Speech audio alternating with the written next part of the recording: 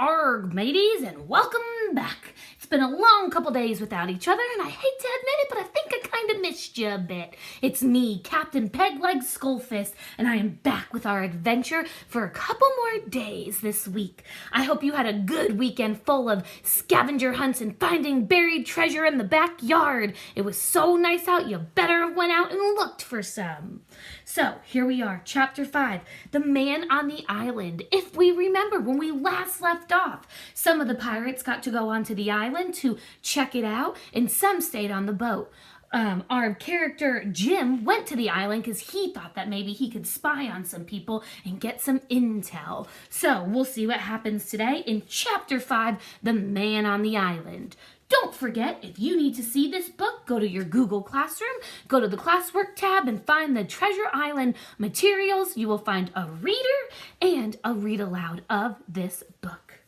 Chapter 5. At first, Treasure Island seemed a fascinating place. There were marshes full of willows and odd, outlandish, swampy plants and trees. Here and there I saw snakes, and one raised his head from a rock and hissed at me with a noise not unlike that of a spinning top. I explored for a while until I wandered into the thicket of live oak trees which grew along the sand. Suddenly a wild duck flew up into the air, followed by another, and soon over the whole surface of the marsh a great cloud of birds hung screaming and circling in the sky above us. I guessed that some of my shipmates must be drawing near. I listened and heard voices, faint but growing louder. I got down on all fours and crawled until I could see down into a little green dell beside the marsh, closely set about with trees. There, Long John Silver and a seaman named Tom stood face to face in conversation. It was clear that Silver was testing Tom, trying to find out if he would join the mutiny. "I'll not be led away," said Tom. "I'd sooner lose my hand if I forgot my duty." All of a sudden he was interrupted. Far away out in the marsh arose an angry roar, then another. Tom jumped at the sound like a horse pricked by a rider's spurs, but Silver winked not an eye. He stood resting lightly on his crutch, watching his companion like a snake about to strike. "John," said Tom, "what was that?" "That," said Silver with a treacherous smile. "Oh, I reckon that was Alan." Then Tom seemed to understand everything all at once. "Alan!" he cried, fearing the worst for his friend. "Well, John Silver, you're no mate of mine, and that's a fact. I'll have no part in your mutiny." With that, the brave fellow turned his back on the cook and set off toward the beach. But he was not destined to go far. With a cry, Silver seized the branch of a tree, whipped the crutch from under his armpit, and sent the missile hurling through the air. It struck poor Tom right between the shoulders in the middle of his back. His hand flew up, he let out a gasp, and fell. I felt faint. The whole world seemed to swim before me in a whirling mist. When I gathered my courage to look again, I saw Silver standing next to Tom, who was motionless on the ground. A moment later, Silver pulled out a whistle and blew upon it. I guessed he was calling the other pirates, and I was worried they might find me. I crawled out of the undergrowth and ran as fast as I could. It was all over for me, I thought. I would be captured by the mutineers. I ran without knowing where I was going until a new alarm brought me to a standstill. With a thumping heart, I saw a dark, shaggy figure leap behind a tree trunk. Was it a bear or a monkey? I could not tell, but I was afraid because I was now cut off on both sides. Behind me were the ferocious pirates, and in front of me, the lurking creature. The figure flitted from trunk to trunk like a deer, but it ran on two legs like a man. I was tempted to cry for help when another sighting reassured me that the creature was indeed a man. I took some comfort in this discovery and in the fact that I had just remembered I carried a pistol in my pocket. I put one hand on my pistol and took a few steps forward. At that precise moment, the man leaped out in the open, threw himself on his knees, and held out his hands as if begging for mercy. I could see that he was an Englishman like myself, but his clothes were old and tattered, and his skin had been burned by the sun. In fact, his bright eyes looked quite startling on a face so burned.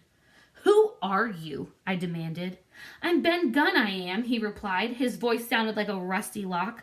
"I haven't spoke with a man for 3 years. I'm surprised I still know how to speak." 3 years, I cried. "Were you shipwrecked here?" "Nay, friend," he said, "I was marooned." I had heard that word, and I knew it stood for a horrible kind of punishment common enough among buccaneers. It was my understanding that when a person is marooned, he is abandoned on a desolate island with not much to rely on other than his wits. Marooned 3 years ago, continued the man. I've lived on goats, berries, and oysters, but my heart longs for English food. At night, I dream of cheese. Me too. I love cheese. And all this time, he'd been looking at me and smiling. He seemed to take a childish pleasure in the presence of a fellow creature. What's your name? He asked. Jim Hawkins, I told him. Well now, Jim, he said, if I ever get back to England, I'm changing my ways in the company I keep. I'm a changed man. And Jim, he continued, looking around and lowering his voice to a little more than a whisper, I'm rich. You'll thank your lucky stars, you will, that you were the first that found me. Then a shadow passed over his face, and he took hold of my hand and raised one finger threateningly before my eyes. Now, Jim, he said, tell me true. Is that Flint's ship you came on? No, I replied. It's not Flint's ship. Flint is dead, but we have some of his men with us. Not a man with one leg, he gasped. John Silver, I asked. Yes, that were his name, he said anxiously. After talking with Ben Gunn for a few moments, I no longer feared him. In fact, I told him the story of our voyage, and he had heard it with the keenest of interest. Well, he said, you and your friends are in a pinch, ain't you? Well, never you mind. Just put your trust in Ben Gunn, but tell me one thing. Is this squire of yours an honest man? Yes, I said. Suppose I gave him a share of my money. Do you think he would sail me home with you? He asked. I'm sure he would, I replied. He seemed greatly relieved to hear this. Well, then, he went on, I'll tell you my story. I was on Flint's ship when he buried his treasure. He went ashore on this very island with 6 strong men. They were ashore nearly a week and left the rest of us on the ship. Eventually, Flint came back all by himself. There he was, and the 6 men all dead. How he'd done it, not a man aboard could make out. Billy Bones was the mate back then, and Silver was also part of the crew. Then 3 years back, I was on another ship, and we sighted this island. Boys, I said, this is where Flint buried his treasure. Let's go ashore and find it. 12 days we spent looking for it. Then the others gave up and went back aboard. As for you, Benjamin Gunn, they said, here's your musket and a spade and a pickaxe. You can stay here and find Flint's money yourself.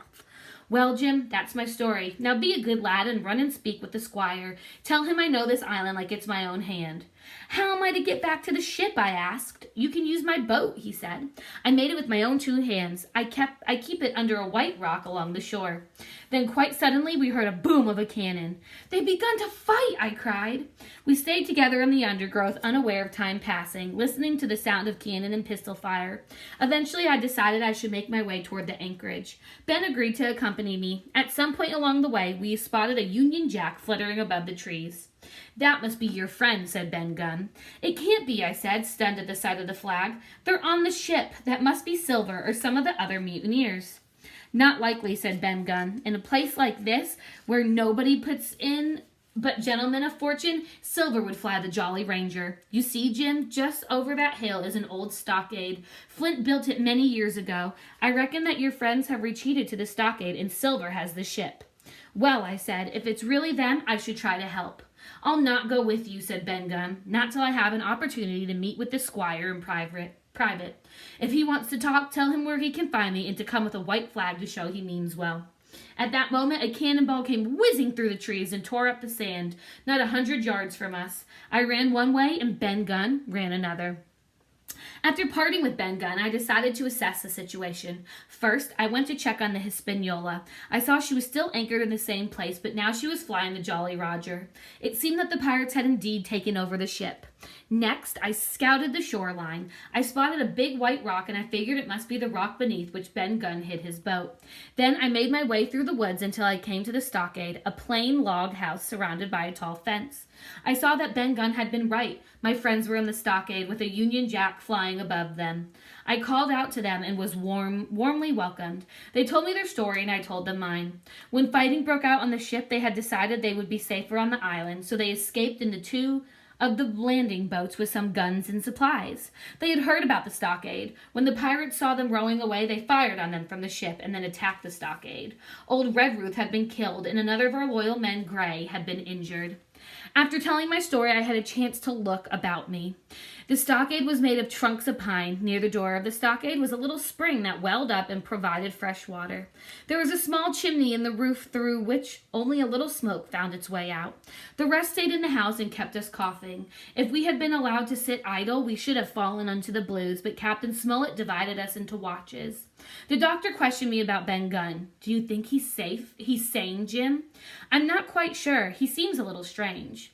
Well, said the doctor, you can't expect a man who spent 3 years on a deserted island to be as clear-minded as you or me. We had very little in the way of supplies, and the captain was worried. He thought our best hope was to get the better of the buccaneers. They had lost 4 men, and 2 others were wounded. Dun, dun, dun. Alrighty, friends, that's it for today. Another cliffhanger for you. Do not forget, you only have 3 assignments this week because Thursday is STEM Day and Friday is the start of spring break. Also, do not forget, your teacher has uploaded the assignments 1 day at a time. So find the assignment for Chapter 5 when you log in today. Don't forget, due at 8 p.m. so your teacher can look it over, give you some feedback, and send it back your way. Well, mateys, I've missed you, and I hope you had a good weekend, and I will see you again tomorrow. Good night.